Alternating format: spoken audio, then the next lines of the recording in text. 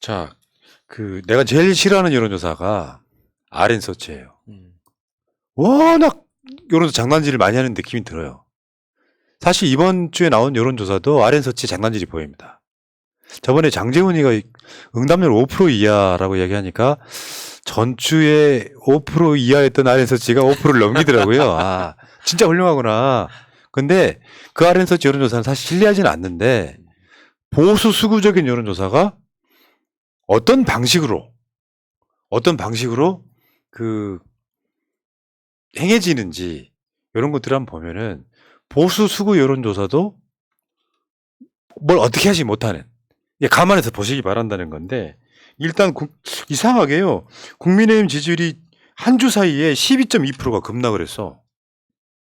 12.2%가. 저거 있을 수 없는 일이거든요. 저거는 다른 한편으로 보면 여론조사가 엄청 튀었다. 여론조사를 튄다가 전문가들의 그 용어 중에 하나거든요. 다른 여론조사랑 추세가 다르게 가는 거, 이렇게 볼 수도 있는 거죠. 근데 튄 이유에 대한 분석도 있어야 될 거 아니에요. 그게 마땅히 없는 거예요. 12.2%나 튀었다. 그러니까 뭐 RN서치 내부적으로 뭐 문제가 있었을 텐데 그걸 이야기하겠습니까? 아무런 뭐 시사적인 뭐 나라 전체적으로 저렇게 크게 변동될 만한 큰 이슈가 없었는데. 아니 왜냐면 일반인이 보기에 그럴만 하거든요. 그런가? 아니, 그러니까 그게 지금 민주당이 앞서는 것도 앞서는 거지만 정당 지지율이 저렇게 튀는 건 좀 이례적이라는 거예요. 특별한 이슈도 없었는데, 굳이 말하자면 이런 측면이 있어서 여론조사를 전적으로 믿지는 마시고요. 여론조사 추세만 보시면 될 것 같고, 그냥 RN서치는 전체적으로 이 여론조사를 그렇게 신뢰하지 않는다. 그러니까, 네. RN서치 여론조사는 신뢰하지 않는다. 푸른 나무 99%. 근데 소개해드리고 싶은 게 있어서 가져왔다, 이런 얘기인데, 어쨌건 요거는 영남을 제외한 전 지역에서 민주당이 앞서더라. 여기까지만 보시면 될 것 같고, 악명 높은 보수 성향 여론조사가 이 정도면 민심 멀어져가는 국민의힘이다, 이렇게 분석가 될 것 같습니다. 그냥 국민의힘 자체는 좀 무능해 보이잖아요. 대통령도 따까리 하고 있고. 그러니까 이게 윤석열이라는 그 대통령 지지율과 국민의힘 지지율이 같이 떨어져 가고 있는데, 그러니까 어떤 게 더 파괴적이냐 이렇게 이야기할 때 국민의힘 지지율이 떨어지는 속도가 더 빠를 때 더 파괴적일 수 있다 이야기를 하거든요. 왜냐면은 그러니까 지금 국민의힘 지지율이 10%대로 들어가기 시작하면 그 다음부터는 윤석열을 물고 뜯어야 되거든요. 그러면 우리가 가만히 내버려 둬도 다시 예전에 그 나가서 박근혜 끌어내렸던 사람들 그룹이 생겼던 것처럼 그런 똑같은 그림이 다시 생길 거다. 네. 그런 거죠. 근데 쿠키뉴스 여론조사를 보면은 국민에게 신뢰 잃은 사법수사기관 여론조사가 있습니다. 이거 한번 볼게요.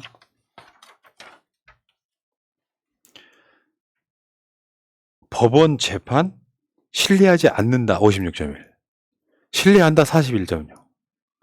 우리 이 전통적인 일반 민중들의 가치예요. 야, 변호사 좋은 놈 쓰면은 무죄, 변호사 못 쓰고 국선 변호사 쓰면은 유죄, 이런 거잖아요. 무전 유죄, 유전 무죄.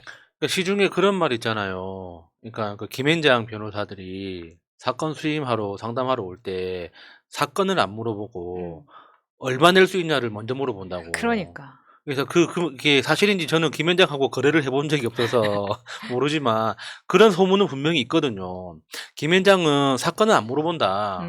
결국에는 그 사건을 의뢰하는 사람의 그 학력, 어느 대학 나왔는지, 주변의 지인이 누군지, 그리고 결정적으로 돈을 얼마를 낼 수 있는지. 그래서 그 금액이 안 맞으면은 건강하십시오 하고 집에 간다더라. 그게 뭐겠습니까? 돈 내는 만큼 해준다는 거 아니겠어요, 그게? 그리고 이 재판에 대한 신뢰는 한 번쯤 재판이나 이런 사법부에 관련된 일을 해보면은 재판을 겪어보면은 그 신뢰도는 더 떨어진다고 봅니다. 그러니까 판결문 같은 걸 읽어보면 이게 제대로 된 판사가 손으로 쓴 건지 발로 쓴 건지. 특히 재판을 받을 때 판사가 하는 말을 들어보면 저 사람이 뭘 알고 하는 소리인지 모르고 하는 소리인지 느껴지잖아요. 그러니까 판사가 세상 물정에 대해서 전혀 모른다고 느껴질 때 엄청 불안해지거든요. 저 사람이 지금 내 사건을 정확하게 이해하고 있는 건가, 그런 의심이 들 때가 많으니까요. 정경심 교수 판결 같은 게 그런 거예요. 포렌식 결과물에 대해서 이해를 못해요. 조작일 수밖에 없다를 그냥 유죄를 확정지어버리는 게 현실판 판사들이고, 예를 들어서 최근에 정진상 뭐 구속영장 발부하는 것도 마찬가지예요.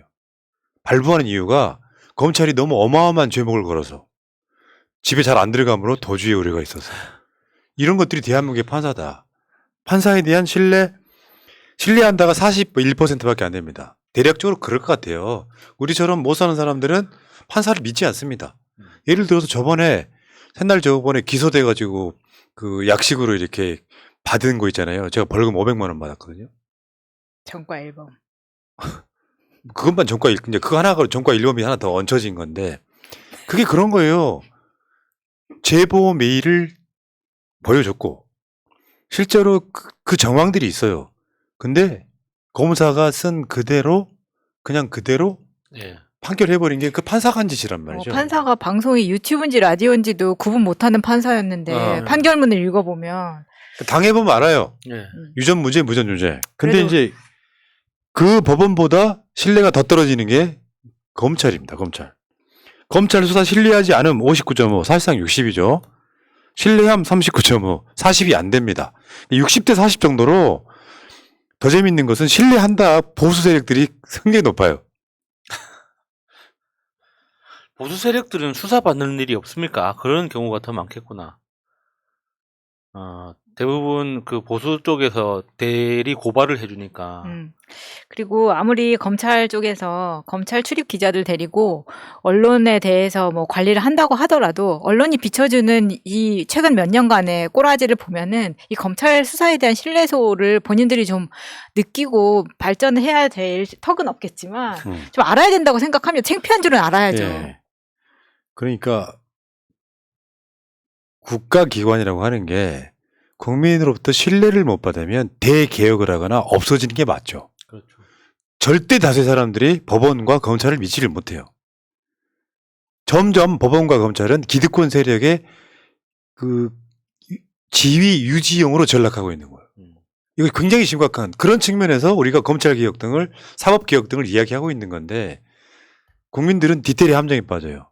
나는 조국 싫어하니까, 나는 이재명 싫어하니까, 나는 문재인 싫어하니까, 나는 추미애 싫어하니까 그냥 검찰 응원하는 거야. 언젠가는 그 칼이 나한테 옵니다. 맞아요.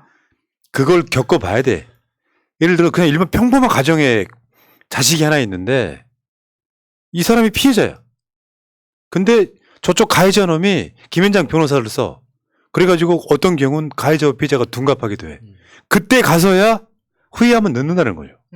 아니 그게 오히려 일반인들 사이에서도 일어났던 게, 제가 누군지 특정할 수는 없지만 제 선배 중에 하나가 검찰에 참고인으로 들어갔다가 검찰이 신문하는 과정에서 자기를 피의자로 만드는 걸 느낀 거예요. 그래서 그 자리에서 검찰을 때렸어요.